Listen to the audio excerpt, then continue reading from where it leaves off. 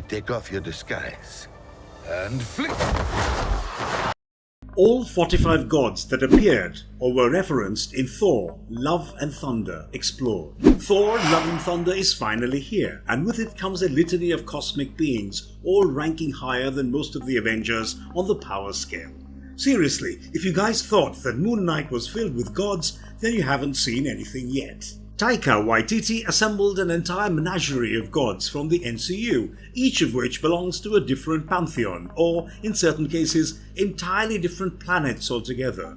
But exactly how many gods appeared in the fourth, and arguably the grandest Thor film? Will they figure into the events of the MCU going forward?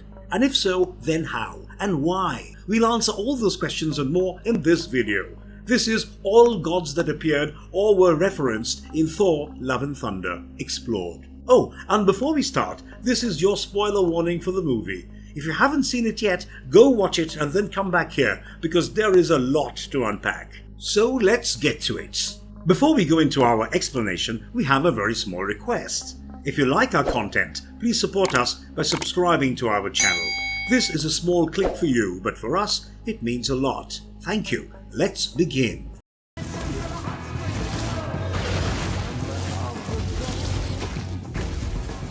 Thor Odinson. Let's start this list by getting the main man out of the way, shall we? What can we tell you about Thor Odinson that you don't know already? He's the god of thunder. He was the king of Asgard. He is the strongest Avenger. Don't let Tony Stark tell you otherwise. And he is also perhaps the strongest god in the universe that isn't on the grand cosmic level of, say, eternity, whom we will get to in a bit. But Thor in this movie isn't just the god of thunder. No. And Thor in the MCU in general is not the Thor from the comics. Because there, the mighty Odinson is an emotional wreck, driven by alcohol and warfare and a never-ending quest to escape his fate. Because in the comics, Thor is still king of Asgard, and that responsibility has taken a massive toll on him. He has fought and killed some of his closest allies, gained the power cosmic, yes, that happened, and ascended to a higher plane of existence, but is still somehow not worthy. If you guys know which storyline I'm referring to, then you guys know everything I've just said about the two Thors is true. Because MCU Thor is a dude bro of the highest order, and we kind of love him exactly because of that. The first couple of Thor films were cinematically some of the most distinct works within the MCU canon, but tonally they are very different from the direction that the movies ended up taking. Thor Ragnarok was essentially a soft reboot for the franchise, because if it was the pre-Avengers era Thor who was forced to face Ragnarok, he wouldn't have done it with as much jokes and light-hearted bravado as his post-Avengers counterpart did. But having explained the difference between the two, we will say that Thor's basic journey for self-enlightenment remains the same. Though he went off with the Asgardians of the galaxy for more classic Thor adventures, he found himself spending more and more time behaving like an actual god instead. Thor would spend his days meditating when he was on vacation, and would only intervene on the Guardians' behalf when called upon under extreme duress. You know, like a god would. But Thor's journey in this movie isn't about facing his fate as a god. It's about making his own destiny and reclaiming control over it. See, Thor has always had a clear conflict ever since he was introduced to the MCU. He was a brash youngster, unfit to become king, but earmarked for that duty anyway because of who he was. Thor never got the time to discover himself or his loves and desires, and that's what this movie actually addresses. We get brief glimpses of Rune King Thor apart from the obvious costume connection in two separate scenes. One is where he puts the enchantment of Mjolnir that later turns Jane Foster into the mighty Thor, and the second is when he uses an incantation similar to Odin's from the first Thor movie, where the Odinson uses Zeus's lightning bolt to give Asgardian children the powers of Thor, temporarily of course. And more than that, Thor appears to have finally resolved his inner conflict for a guiding path, as he chooses to create his own in the movie. He confronts and embraces his feelings for Jane, and doesn't hesitate to step up as a leader anymore. And by the end of the movie, Thor even learns a thing or two about being a good dad, but that's for later. For now, let's just say that the way things are unfolding, our favourite god of thunder is going to need some major power boosts to deal with his next opponent, because compared to the trials that guy has gone through, Thor has done nothing to cement his reputation as a great god of the universe, and that might just change in Thor 5. But now that we've addressed Thor's role in his own movie, let's move on to the rest of the gods. Rapu. The next god on our list is the one responsible for Gore's nasty god-butchering spree. And that god is none other than Rapu, the arrogant, self-obsessed bringer of light of Gore's unnamed people. Given his title and his character design in the movie, we can deduce that Rapu was the sun god of Gore's religion. When we encounter the bringer of light, we see that he is crowned with a halo that looks like the sun's rays, and the medallion that Gore wears around his neck at the beginning of the film also looks like a sun medallion, designed with Aztec and Mayan influences. Rapu is a film-exclusive god, and there is no counterpart of him in the comics or in the real world, and he only really serves a single purpose in Thor. And that is to spur Gore's massacre by leaving him disillusioned to the point of lunacy. The movie begins with Gore cradling his dying daughter in his arms and carrying her across the desert for days, praying to Rapu for water and sustenance, but to no avail. His daughter passes away in his arms, and he can do nothing about it. He eventually ends up stumbling across a lush oasis where he spots the celebratory fruits of Rapu and starts eating them like a madman, but is faced with his god himself. Gore pleads with Rapu to save his people because he was the last of them. Their planet was dying, his people were already dead, and yet all Rapu cared about was being worshipped the right way. Rapu's utter nonchalance towards the fate of his followers and Gore's daughter is what causes him to renounce the gods and vow to kill them all. The only notable thing that Rapu managed to accomplish in his short screen time is killing the unnamed wielder of the MCU version of the Necro Sword, and even that ended up biting him in the butt because the sword ended up corrupting Gore, who began his divine genocide with Rapu's blood. And who proved wrong all who scoffed at the idea that a young maiden could be one of the fiercest warriors this realm has ever known? Lady Sif. Jamie Alexander makes her return to the MCU as Lady Sif in Thor, Love and Thunder, after missing out on the events of Ragnarok. Though perhaps that was for the best, given what happened to Asgard in that movie. Sif is one of those characters whose story has changed a lot over the years. In the comics, as in Norse mythology, Sif is Thor's primary love interest. She is the Norse goddess of the harvest and family, and has birthed a daughter called Thrud with him in real-world myths. In the comics, things are more complicated thanks to Thor's status as a certified party boy, and in the MCU, Sif is the distant, wistful, one-sided lover who never gets the man she has always wanted, instead being forced to help the woman that he truly loves. So, after Sif helps Thor get Aether out of Jane Foster and repel the attack of the Dark Elves, she becomes a somewhat withdrawn character, focused solely on the missions that were being handed to her by Odin, who was actually revealed to be Loki in disguise. Sif became a surprising mainstay of the Inhumans series, where she was sent to planet Earth to capture Lorelei and ended up losing her memory in the process of discovering Kree presence in Midgard. After helping a back-from-the-dead Phil Coulson and the Inhumans defeat the Kree invaders and taking Lorelei back to Asgard, not in that order, Sif was banished from her home planet by Loki just in time for Ragnarok. After being banished, she wandered the universe and was actually blipped out of existence when Thanos first snapped his fingers. She was brought back by the Hulk's snap, and thereafter continued with her godly duties on a different planet, presumably Falligar, because that is where she sends Thor a distress signal from in Love and Thunder. Sif was on Falligar when Gore attacked the planet and its gods, and she ended up fighting the God Butcher and losing an arm to him in the process. Thor reached her just as she was about to die, and she had accepted her fate as well, up until he told her she won't be going to Valhalla because she didn't technically die in battle, and so Sif was given emergency first aid and sent to New Asgard for recovery. Though she doesn't join Thor in his final battle against Gore, she does continue to serve New Asgard as the new weapons master. Her scene with Axel is actually quite reminiscent of Jaime Lannister sparring with Sir Bronn. except that it is a lot less swear-heavy for obvious reasons. Sif will most likely return as a mentor figure in Thor 5, and might even get her wish of getting into Valhalla as a true warrior as well. And speaking of warriors... Alright, half a smile. Look, forget the smile, just show some teeth. Remember, we are the Warriors 3!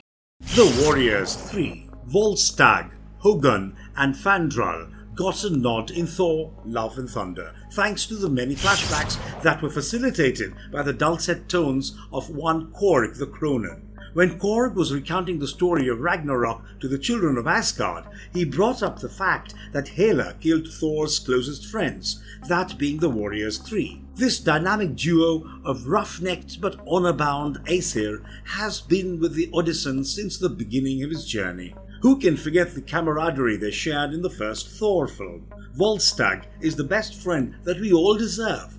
But that being said, they didn't serve much of a purpose other than being used to further the narrative of Thor overcoming his personal losses and becoming a true god. We were hoping we'd get a glimpse of them at Valhalla towards the end of the movie, but it looks like they are going to have to wait for Thor 5. And speaking of Valhalla...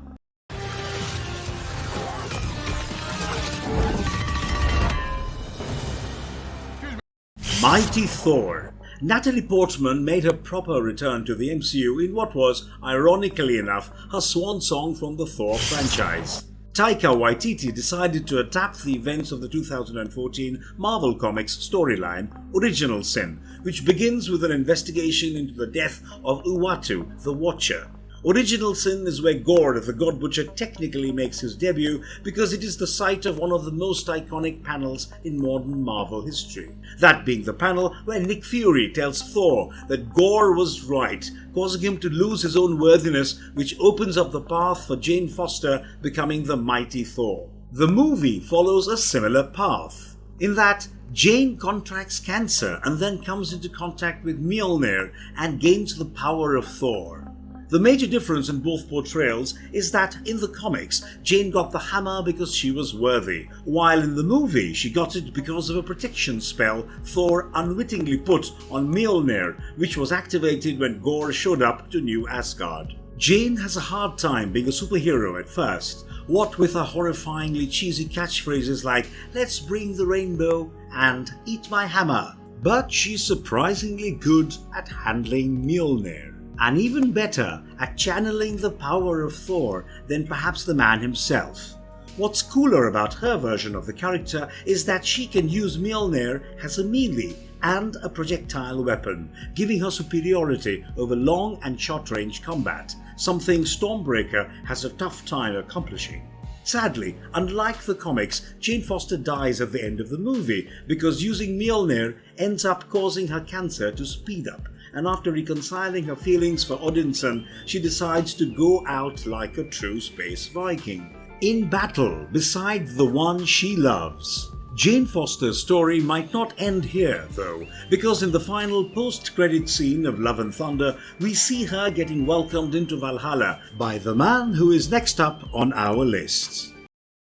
Heimdall. If Kevin Feige can pay Idris Elba to keep appearing for like 20 seconds in every Marvel movie, we'd be completely okay with that, simply because Heimdall is one of our favourite characters from the MCU. The stoic former protector of the Bifrost pops up at the very end of the film, inviting Jane Foster to Valhalla now that she had efficiently become an Aesir herself.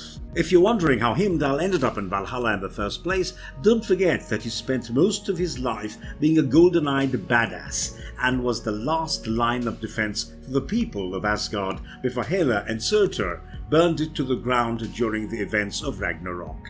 Heimdall was last seen in Avengers: Infinity War, aboard the Asgardian vessel that was carrying most of his displaced people. He gave up his life doing battle with Thanos and his children by sending Bruce Banner to Earth to warn the Avengers about the Mad Titan's approach. Though his primary role in this movie was to say "Welcome to Valhalla" to Jane Foster with that soothing baritone of his, we are confident that Heimdall will play a small role in Thor 5 as well. But on the off chance that Feige can't scrounge up enough dollars to pay Alba for another 20-second appearance, we don't have anything to worry about, because Heimdall's shoes have already been filled within the MCU by none other than his own son. Astrid Heimdallsson, aka Axel. Thor, Love and Thunder continues with MCU's push towards the Young Avengers, and we might have just seen their intergalactic wayfarer in the form of Astrid Heimdallsson, Axel, who is, as his name suggests, the son of Heimdall. This is a big departure from the comics, where Heimdall died without giving birth to any discernible progeny, as it alters his legacy from the comics and real-world mythology quite a bit. But on the flip side, it works out beautifully in favor of the story that Taika is trying to tell with Love and Thunder, because Axel, whose name is inspired by the lead singer of Guns N' Roses, is the spitting image of his father in thought and action. He has inherited Heimdall's Allsight, which allows him to connect with a chosen few across anywhere in the universe.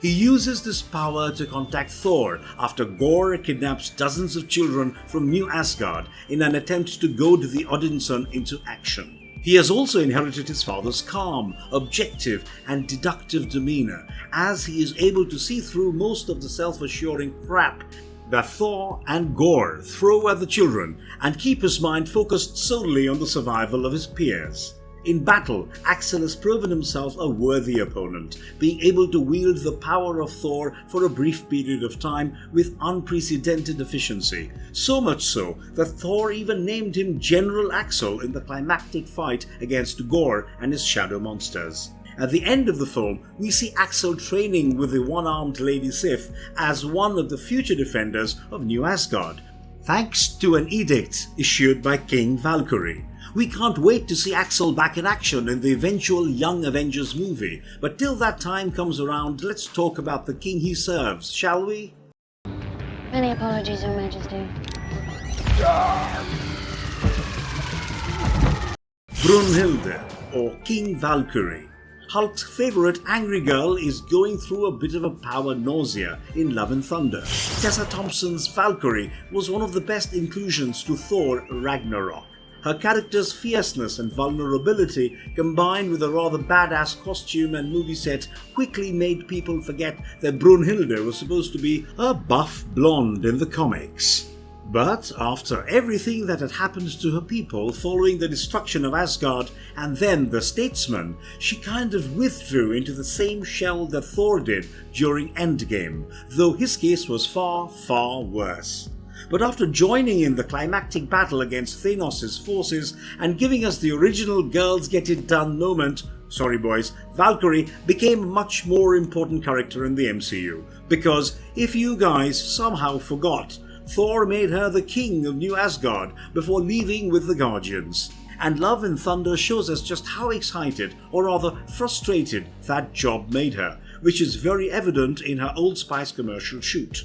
Valkyrie loves her people and loves being king, but she longs to return to the battlefield and fight as a warrior again, which is actually very similar to the arc Thor had in the comics and the movies up until Endgame. Thor's life struggle has been reconciling his purpose as a warrior with his duty as a king, and in the comics at least, that has led him to some very dark places. Thankfully, Taika Waititi's playful mind managed to give us a much more light-hearted take on the same storyline with the Odinson, but for Valkyrie, he chose to go with wistful.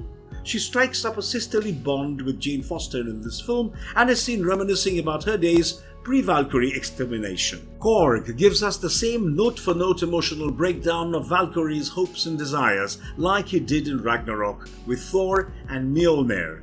Then that actually gives us a pretty good idea of where the next movie might take her arc. Valkyrie satisfied her warrior spirit for the moment and even got to wield Zeus's lightning bolt as her weapon of choice, which would have felt awesome frankly. But now she longs to be back with her sisters and to find love again. So the next time we see Tessa Thompson in a Thor movie, she might just get a girlfriend, y'all. And we can't wait to see who that might be. Throw down all your Valkyrie ships in the comments below. Your Thor's family: Odin, Loki, Hela and Frigga. How did all four of them appear in the film when they're all dead, you ask? Well, the first three appeared in the Asgard Theatre, of course, as the latest Liam Hemsworth and Matt Damon starer covered the events of Ragnarok. Odin's death was recreated with such pomp that Loki would have been proud of his own production. But in comes Melissa McCarthy, playing Hela. And sadly, we don't get to see the epic stage battle between these three Aesir because the play breaks and then Gore attacks the township. As for Frigga, well, she was invoked in both the most badass and the most tragic of ways. And when Korg was recounting the story of Thor's early life, we got a shot of young Frigga with an Asgardian baby carrier taking infant Thor into battle. We also saw a quick shot of her funeral pyre following the events of Dark World, but at least Frigga's passing was treated with some dignity. Loki was invoked in not only Korg's stories, but also Thor's back. As Korg was recounting the tales of the Space Viking, he spoke of his mischievous brother, who seemingly died in Thor, and then died again in Dark World, and then again in Infinity War. And coming to the back reference when Thor was unceremoniously undressed by his childhood hero, whom we'll get to in the middle of Omnipotent City, we saw that he had an R.I.P. Loki tattoo on his back, with the words "Rest in Mischief" below it. This scene also confirmed that Thor does in fact have a tramp stamp, so take that for what you will. But that's all the ways in which Thor's family was referenced in Love and Thunder, and given that they are all gods, they do make the cut for this list. Falligar the Behemoth. In a scene taken directly out of Thor, God and Thunder, issue number 3, Falligar the Behemoth is the first god we see that was slain by Gore after dispatching of Rapu and embarking on his killing spree. Thor was contacted by Sif to come to Falligar, as we've already mentioned on this list, and he does so to find the behemoth god of the planet dead and turning into god dust as he watched his old friend battle the god butcher underneath him. In the comics, this scene plays out differently. The Gore the God Butcher storyline is far more expansive and investigatory there, as Thor travels across the universe and time through flashbacks to track the man responsible for the disappearance of several gods whose names ended up in the Hall of the Lost when, by rights, they should have been in the Hall of Murder. Thor travels to the locations of every god he suspects Gore of having butchered, and the last god he visits there is Falligar, the crystalline, rat-like protector of the galactic frontier. In the comics, Falligar is something of an acquaintance of Thor. The two have passed each other many a time while flying through space, and Thor knows Falligar as the undisputed champion of the Tournament of Immortals, where he reigned supreme for 500 years straight. So when he saw such a mighty behemoth lying dead with yet another monstrous creature guarding his body, Thor knew that this was the work of the God Butcher and set out to find and kill Gore once and for all. In the movie, no overt connection is made between Thor and Falligar, but it is worth pointing out that Falligar led him to Gore, or rather Sif led him to Gore via Falligar's fallen body. But that's all we have for you on this enigmatic deity, so let's move on to some gods that we do know from outside of the MCU. You are. I take off your disguise. And flick!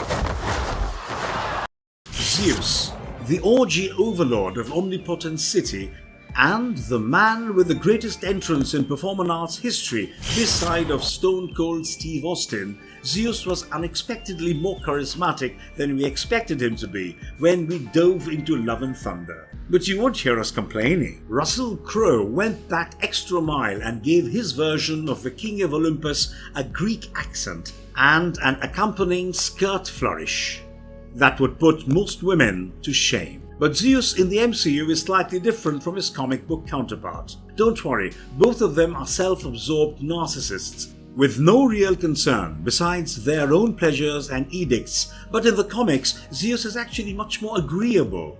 He has fought Thor on multiple occasions, yes, but not always as a malicious act. For example, he fought the Odinson when the latter was somehow teleported to the Trojan War and has had to intervene in a scuffle or feud between him and the character we'll be talking about next. But in the comics, Zeus and the Aesir managed to come to an understanding and actually end up forming an alliance that would end up spanning several millennia.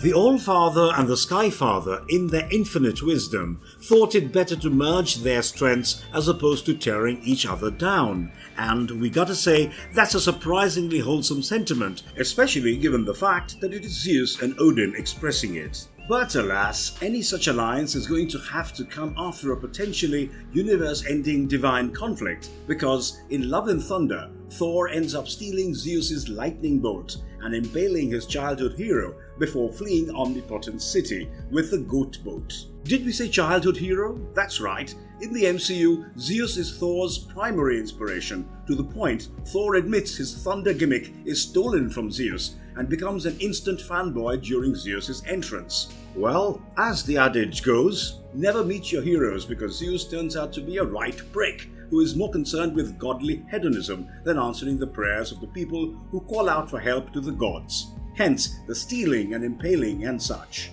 But, while most of us thought him dead once we saw that sweet ichor start flowing, we were corrected by the post-credit scene, which showed Zeus very much alive and looking for vengeance.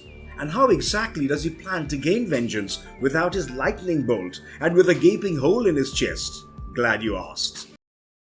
Hercules. Finally, the most iconic demigod of all mythology has finally made his debut in the MCU, though it isn't The Rock who is playing him. But don't worry, because Dwayne will come up in a bit. Hercules is arguably just as important as Thor is to Marvel Comics' mythological characters, precisely because he is so similar to the Odin son. They are both sons of the All-Father of their respective pantheons. They both have immense physical strength, and they are both renowned for their youthful buffoonery. Though Hercules admittedly endures in that aspect in the comics, while Thor takes a much more darker path. But Thor vs. Hercules was inevitable, because it is one of the most iconic frenemy relationships from the comics. Heck, every time Thor and Hercules started going at it in earnest, Odin and Zeus would have to scramble to stop their sons. And that's what makes them such good friends as well. Yes, you heard us, Thor and Hercules are best buds in the comics. Though that did happen after the two slugged it out, so there's that to consider too. Brett Goldstein's version of the character has been tasked with killing the Odinson in the post-credit scene that he showed up in, neatly setting up an Omnipotent City versus New Asgard conflict for Thor 5. But what we are more interested in knowing is if they are going to keep Hercules as a bad guy, or go all in on the bromance he shares with Thor in the comics, because they depend on each other for survival, and we are not kidding about that. Legit. When Thor was stuck in the body of Eric Masterson, he was crashing at Herc's place because they are best buds. So it will be very interesting to see how TaikaWaititi rounds out his trilogy of Thor films now that the greatest hero of Greece has made his grand entrance to the story. Dionysus, Artemis and Minerva, Olympians and children of Zeus. We were just going to address the rest of the Greek pantheon with this one entry because, well, for one, they don't do much besides cheering on their dad in his petty squabble with Thor. And for the other, they have a combined screen time of maybe 2 minutes. So there isn't much time to go off here. But having said that, we probably don't have to introduce these characters to you in any capacity, do we? We are pretty sure most of you guys have read the Percy Jackson books, so you're familiar with these Olympians. But we'll go through them anyway because we have to. First up, Dionysus, the god of winemaking, fertility, theatre and ritual madness. Dionysus in Greek mythology was a figure that had a cult-like aspect to him. Those who worshipped Dionysus and drank of his fruits would be imbued with an aspect of the god himself, while losing themselves to a feverish frenzy.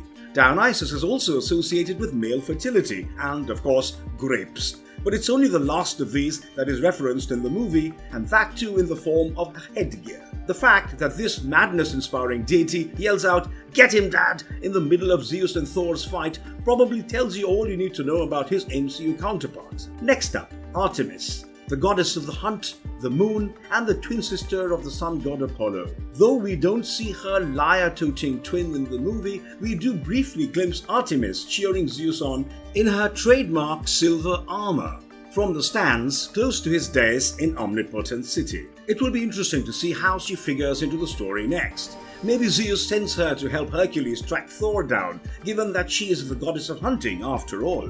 But apart from that, we can't see her playing too big a role. Last up is Minerva, aka the Roman counterpart of Athena, whose Greek name was probably avoided here to prevent confusing her with Thena, the Eternal, played by Angelina Jolie. Actually, here's a fun fact for you guys. In the comics, Thena gets her name after the Eternals are paid a visit by the Olympians, and she meets and interacts with Zeus and Athena. Her name change is a reflection of the pact the Eternals made with the Olympians eons ago, whereby they would serve as their heralds to their mortal worshippers. Of course, this being the MCU, we can't exactly have two characters with very similar names now, can we? So it's possible that Athena was changed to Minerva to avoid confusing her with the Eternal. Having said that, she is the goddess of wisdom and the chief strategist of Zeus.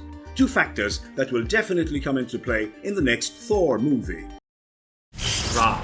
If you guys have seen Moon Knight, you'll remember that one of the biggest reasons behind Khonshu's conflict with the Aeneid is the fact that they have abandoned their duties and retreated to the luxury of omnipotent city. Well, that is proven correct in this film, when we get a glimpse of the glorious falcon head of the Egyptian sun god Ra. We saw Ra's avatar in Moon Knight for a cup of coffee, but as it turns out, the supreme authority of the Egyptian pantheon was just hanging out with his god buddies at Omnipotent City, and planning massive orgies whilst his people suffered the many atrocities that the universe would come to experience at the hands of Thanos and the likes of Arthur Harrow. Ra will be an important figure going forward in the MCU, as we expect him to be connected to the future appearances of Stephen Grant's Jake Lockley persona and Mr. Bonehead himself. He might even tie into the next Thor movie somehow, though we don't have our hopes up there for that one, given the fact that Apollo is probably going to be the sun god antagonist there. But we'll have to wait and see. The vision from the panther goddess Bast. Bast. Now that we've gotten our first looks for the Black Panther 2, we understand why Bast was cut from the movie but kept in the trailers. It's one of those tricks that Marvel likes to pull to build anticipation for their projects. But yes, technically Bast, or rather Bastet, is a part of the Council of Godheads given her status as a member of the Aeneid. That's right, the patron goddess of Wakanda, whose avatar becomes the Black Panther after ingesting the heart-shaped herb, is actually a member of the Egyptian pantheon. We suspect that the reason that Bast was not given a prominent role in Love and Thunder is that she will play a key role in Black Panther, Wakanda Forever. So far, we haven't heard a lot about that film, and all we have seen are a few stills for Shuri, Okoye, and one of Namor's minions. But what's intriguing to us is the fact that it seems like, in the MCU, Namor is not a worshipper of Poseidon or the Submariner. Promotional material for the second Black Panther movie has been talking up the ties between Namor and the Jaguar God, which leads us to believe that originally there were 6 Wakandan tribes, and that the Jaguar tribe was banished way before Wakanda was even established. There is precedence for this with M'Baku and the Jabari, and it would make sense that after being banished, the Jaguar tribe somehow came under the protection of Poseidon, who was missing from Thor 4, and thereby went on to settle in Atlantis. Because, in the comics, Poseidon is the only Greek god who elects to stay behind when the rest of the pantheon recedes to Omnipotent City, and the comic book community will outrage if they end up making Namor completely different to what he was in the comics. So, fingers crossed, we'll see more of Bast in the next Black Panther film. Quetzalcoatl, the Aztec god of the sun and wind, knowledge and learning, and the patron god of the Aztec priests, Quetzalcoatl is described in the Mesoamerican folklore as the feathered serpent whose power created the world we know today. In the comics, this Aztec god has a humanoid form, but the MCU seems to have opted to go all in on the production budget and given him his feathered serpent form for his appearance at the Council of Godheads. He is also a key member of the much smaller council that appears in the comics, and so it is this Mayan deity who is next on our list. Itzamnakauil. The creator god of the Mayan culture, Itzamnakauil, is the sun god equivalent of Zeus from Mesoamerican folklore. Known as the High King of the Ahu, he is the god of the sun and maize, two of things that are held most sacred by the Maya peoples. He is also a patron of the arts and writing, which makes him rather similar to Apollo after a fashion. Itzamna is a core member of the Council of Godheads in the comics, and the MCU as well, as he was one of the characters who got a full close-up during the entire fight scene that unfolded in Omnipotent City. There is no word on whether Marvel is looking to actively explore these rich, colourful pantheons once they are done setting up Phase 5 or something, but it wouldn't surprise us if they did. Unknown Maori Goddess. Speaking of surprises, we were pleasantly surprised to spot references to not one, but two Maori deities in Love and Thunder. The first comes from Thor himself, who refers to the Maori god of war in one of his rambling speeches to his allies. And the second is a Maori goddess whom we can see getting out of her throne in Omnipotent City when everything goes tits up and Thor and company start wrecking the shop. We can't identify her properly. It could be any of the many Atua goddesses in existence, but we'll go with Waititi, the Maori goddess of thunder, just because we could see Taika snickering to herself once someone figures out just what he has done with this selection. If you figured it out, let us know in the comments. Jademarui God. Kuni Hashimoto plays a rather elusive god in Love and Thunder, or should we say Kami, because our best guess is that a Jademarui god is a god from the Jade Court, which would mean Hashimoto's character is one of the Shinto deities from Japanese mythology. And frankly, nothing else would make sense either, given the fact that Kuni literally looks like the comic book version of Izanagi, god of the sky, in his fleeting appearance. Now, Thor fans will also know that this character showing up in a story specifically about dead gods is important, because in the comics, the primordial Amastu Mikaboshi, the very personification of evil in the universe, attacked every other pantheon in an attempt to reassert his own dominance, and it took the combined efforts of Thor, Izanagi, and countless others to take care of this ancient threat. It would be interesting to see if the MCU takes such a direction, though we wouldn't get our hopes up. Lady of Elche, Elche Goddess. Well, TaikaWaititi is nothing if not referential with his work, and with this entry, he managed to bring in such an obscure deity that we don't even have a proper idea who she is in the first place. The credits list her as an Elche goddess, but the famous bust of the Lady of Elche is one depicting an Iberian goddess, so which goddess is she exactly? But we suppose that doesn't matter because this Elche goddess was most likely brought in just to fill up the galleries, as was the next character. Goddess of the Dead. That's all the information we get on this macabre deity, and we can't even call Hela because, well, she's dead already. We did take a few stabs at figuring out her identity, and the best we could come up with was Santa Muerte, the colloquial name of the deity that inspired that Day of the Dead in Mexican culture. But that feels like a cop-out to us. But then again, we might be right, because this is a Disney movie, technically, and their directors like dropping Easter eggs for Disney properties every now and then. Who do you guys think this Goddess of the Dead could be? Let us know in the comments below.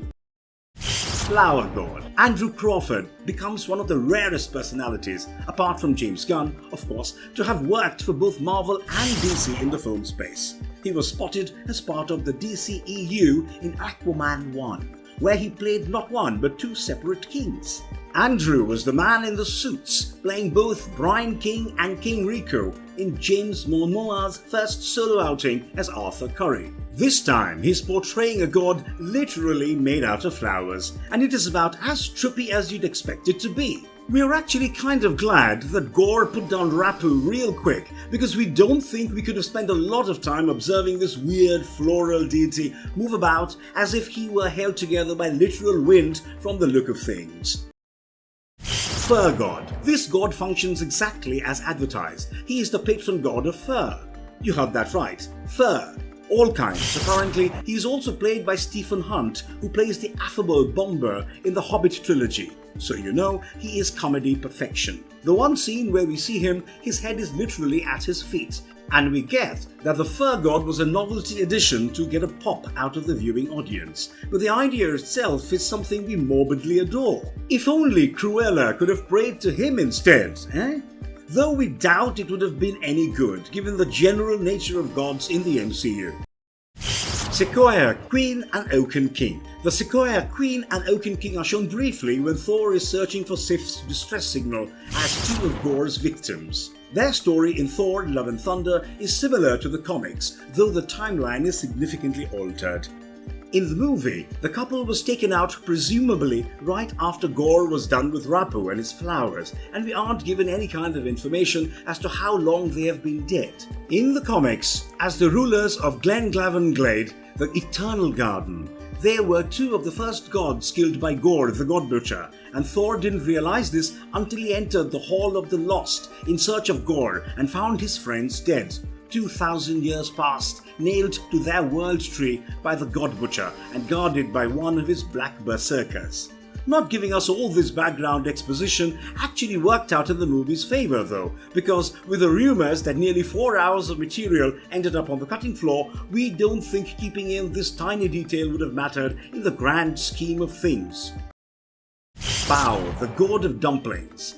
In what has to be the biggest twofold corporate flex incorporated into any kind of film, Thor, Love and Thunder introduces us to Bao, the adorable god of dumplings, who is animated in the movie. Presumably, Bao has jurisdiction over all kinds of dumplings and not specifically Baos themselves, which means your gyoza and or momo is tasty only thanks to him. Thor seems to know Bao as he introduces him to Valkyrie, Jane and Korg, though they can't stay too long to chat with him. Bao was clearly inspired by the Pixar film Bao, which had an anthropomorphic Bao bun at the heart of its story. Now that we've addressed Disney punch number 1, let's move to punch number 2.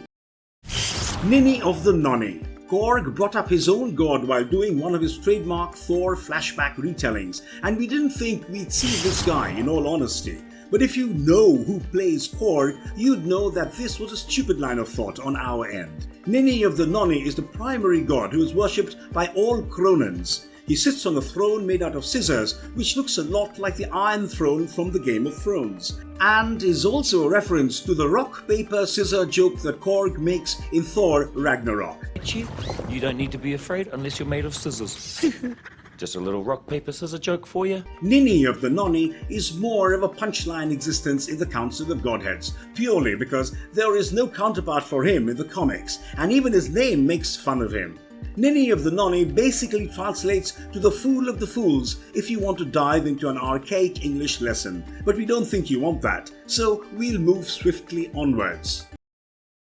Gardener Celestial and Mad Celestial. One of the more obscure comic book references were the Mad Celestial and the Gardener Celestial, who were observing Thor escape with Zeus's lightning bolt in the goat boat like a pair of excited and intrigued children. In the comics, a Gardener Celestial's job is to plant a new life on a planet using the life seed and then forcing it to evolve to its peak by using a death seed. Apocalypse was one of the people who was granted the latter and ended up becoming, well, an apocalyptic existence for the rest of mankind when he surfaced from his 5,000-year-long absence. A Mad Celestial is exactly what he sounds like, a celestial infected with the disease of madness, whose ultimate goals were corrupted into transforming from creation to destruction. In the comics, 4 of these guys traveled into the current iteration of the universe and attacked Galactus, who was only able to defeat them with the help of an adult Franklin Richards. In the context of the MCU, Franklin Richards already exists in the multiverse somewhere. We know this thanks to Doctor Strange 2. Celestials have already shown that they aren't what they say they are in the Eternals movie, and Galactus is seemingly set to enter the MCU finally, with his prospective arrival taking place in the new Fantastic Four film. That might be why these 2 particular types of Celestials were included in Thor, Love and Thunder. MCU Elder Gods, Infinity, Eon, Uatu the Watcher, the Living Tribunal, Death, and Arishem the Judge. The climactic battle between Thor, Jane, the Children of Asgard, and Gorr takes place within a location called the Heart of the Universe, which is a deep cut from the comics. There, the heart is an artifact, but in the MCU, it has been turned into the location of a hall where we can see statues that represent the MCU's incarnation of the Elder Gods. In the comics, the Elder Gods were a race of beings that populated the multiverse with all of its nascent concepts before being replaced by lesser comic versions of themselves. It looks like Kevin Feige and company have decided to turn them into a council of godheads before the gods themselves existed. Because the way this room is laid out, it looks more like a shrine than a hallway and contains the busts of some of the most important cosmic figures in the entirety of Marvel Comics. First is Infinity, the counterpart of another cosmic being whom we will talk about a bit later. Infinity is the embodiment of the very concept of space in the multiverse and is one of the top 3 cosmic level deities in existence, alongside her twin brother. Eon is the one-eyed cosmic being associated with the passing of time in Marvel and is the creator of the quantum bands. He is the one who showed the first Captain Marvel the truth about the Celestials and Thanos and made him the protector of the universe, though that story is very different in the MCU. What isn't is the fact that Eon might just show up in Ant-Man, Quantumania, or at least be brought up during its events because it is very possible that the quantum bands are in the quantum realm and that Ant-Man and company will get their hands on it in that movie, though they might not be glad that they did. Next is everyone's favourite giant baby man in a cape, Uatu the Watcher, part of a race of cosmic beings created to watch over the multiverse and its progression. The What If series did a great job of setting him up as a protective force before the movies sent everything to absolute hell. So you can expect Uatu to show up in future movies as we build up to the Kang Multiverse War. The Living Tribunal is the strongest entity in the multiverse, being the representation of existence itself, and serves as the ultimate cosmic judge. We've already met him once during Doctor Strange's stumble through realities during Multiverse of Madness, and now we are seeing his three-faced head again. The Living Tribunal is going to be the key to the events of Phase 4 and 5 of the MCU, and we can't wait to see him in action proper. One of the most highly anticipated comic book characters that never crossed over to the big screen was the cosmic entity Death, who by rights should have been introduced in the first Avengers film if we are talking about maintaining authenticity here. But the fact that Lady Death wasn't included in the movies actually works out in Marvel Studios' favour, because they now have a cosmic bullet in their chamber, ready to fire off whenever they need to create a reality-ending conflict. Though it would have been great to see her and Thanos in action because they are our personal favourite toxic couple, it'll just be as interesting to see Lady Death have a go at things solo. And you never know, with Deathpool potentially crossing into the MCU, we might just get a deadly relationship after all. And finally, the last statue we see in the heart of the universe is that of Arishem, the Judge. And this is where we would like to call BS on everything the Celestial told Cersei at the end of the Eternals film. Because the existence of this room itself is proof that Arishem didn't create everything. In fact, she's practically small fry when it comes to the cosmic order of things, and the Prime Celestial will have a lot of explaining to do should the rogue Eternals who departed Earth ever come across the deeper secrets of the universe, which is something we expect to see in Eternals too. Now that we have addressed all of the MCU Elder Gods, let's get to the one we actually get to meet. Eternity. How do you fit a multi-issue, multi-title storyline into one film that barely runs over 2 hours? You introduce plot armor in the form of one of the strongest cosmic beings in the universe? Of course. If Gore the God Butcher had taken the same path that he did in the comics, he'd be killing gods for thousands of years to come. So Taika gave him the easy way out. Kill a few dozen gods and then go straight to the altar of eternity to get a wish granted, which, knowing his motivation throughout the film, shouldn't come as a surprise. Eternity in the comics is the embodiment of time itself, hence the name. He is Infinity's twin brother and is quite literally timeless, existing at all points in time simultaneously. He was first referenced in Guardians of the Galaxy Volume 2 when Peter Quill, enticed by Ego's powers, glimpsed into his grand plan and saw eternity at its core. Gore became the first person in the MCU to reach the altar of eternity, which is why he was given the blessing of asking for a wish from the cosmic being.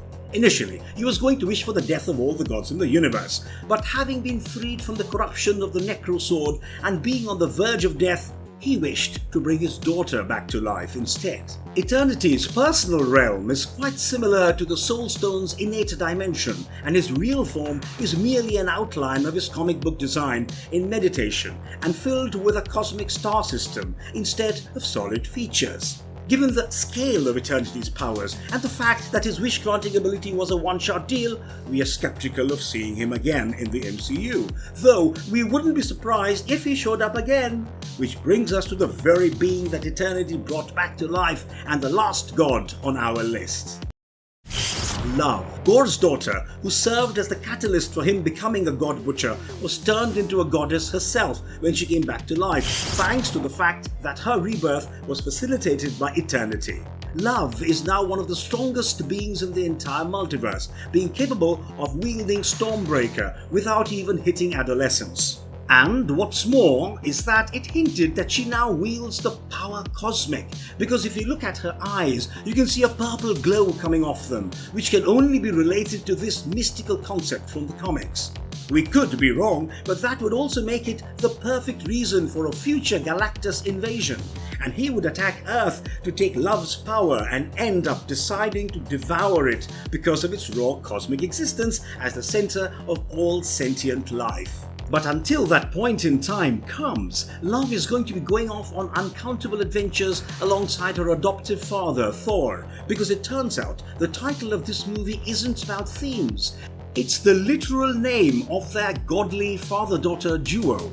Across the universe, whenever evil starts rearing its head, it is soundly defeated by the team known as Love and Thunder. Marvelous verdicts. And that's a wrap for this list. Close to 50 cosmic deities and figures either appeared in person, were named, or shown in a position of prominence in Thor, Love and Thunder, and that doesn't even account for everyone in Omnipotence City. It's safe to say that this movie has broken all sensibility of power scaling, because in a movie that has characters as weak as Korg and as strong as Eternity, you can't really guess who stands where and why. You can only enjoy the ride.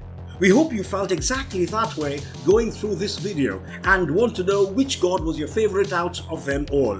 Let us know in the comments, and we will see you soon with some more marvelous content. And if you liked our content, don't forget to leave a like and subscribe to us if you haven't already. Have a good one and be safe. Thanks everyone. Tell me, brother, what were you the god of again?